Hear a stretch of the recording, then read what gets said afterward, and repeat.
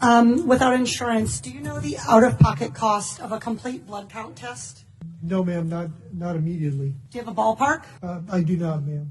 Okay, a CBC typically costs about $36. What about the out-of-pocket cost for a complete metabolic panel? Ma'am, I'd have to pass on that as well. You have any idea? You want to take a ballpark?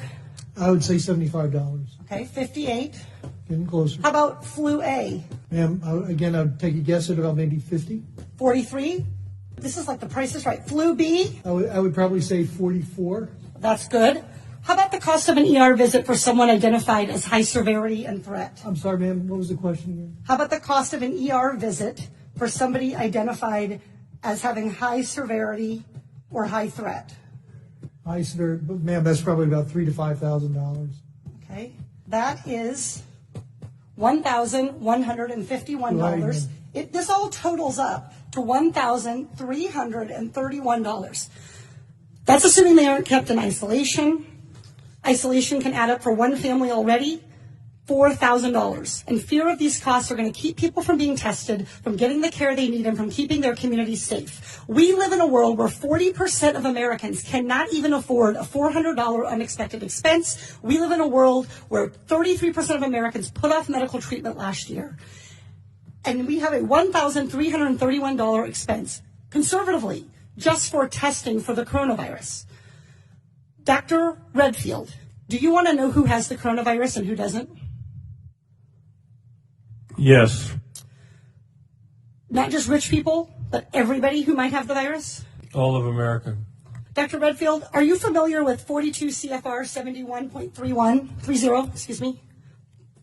I literally communicated to your office last night and received confirmation that I was going to be asking you about 42 CFR 71.30.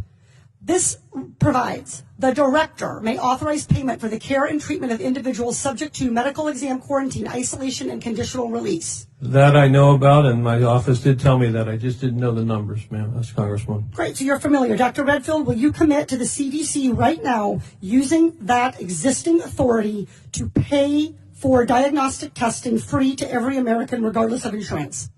Well, I can say that we're going to do everything to make sure everybody can get the care they need. Reclaiming my time. Dr. Redfield, you have the existing authority.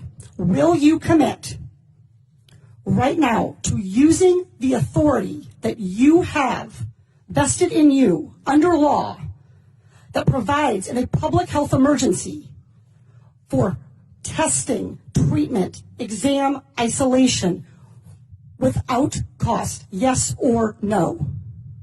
What I'm going to say is I'm going to review it in detail with CDC and the department. Reclaiming my time. Dr. Redfield, respectfully, I wrote you this letter along with my colleagues, Rosa DeLauro and Lauren Underwood, Congressman Underwood and Congressman DeLauro. We wrote you this letter 1 week ago. We quoted that existing authority to you, and we laid out this problem.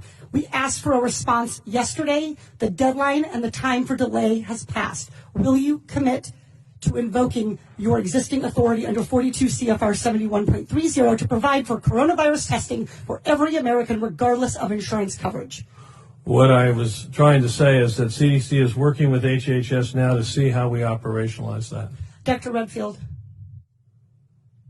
I hope that answer weighs heavily on you, because it is going to weigh very heavily on me and on every American family. Our intent is to make sure every American gets the care and treatment they need at this time of this major epidemic, and I'm currently working with HHS to see how to best operationalize it. Dr. Redfield, you don't need to do any work to operationalize. You need to make a commitment to the American people so they come in to get tested.